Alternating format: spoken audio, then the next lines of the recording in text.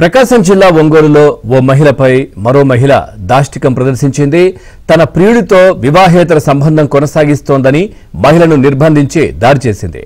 ఘర్షణలో బాధిత మహిళ ఒంటిపై ఉన్న వస్త్రాలు సైతం చించివేశారు. పైగా దాడి చేస్తున్న సమయంలో సెల్ ఫోన్లో వీడియో తీసి సోషల్ మీడియాలో పోస్ట్ చేశారు. బాధితురాలు ఒంగోలు 2 టౌన్ పోలీసులకు ఫిర్యాదు చేసింది.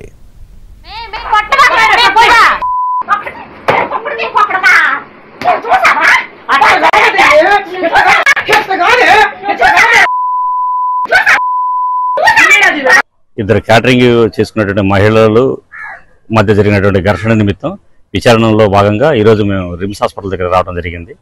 ఆ విచారణలో తెలిసిన విషయం ఏంటి అంటే, ఇద్దరు మహిళలు ఒకే అబ్బాయిని మోహించడం, వారితో ఇల్లీగల్ క్లోజ్గా మూవ్ అవటం.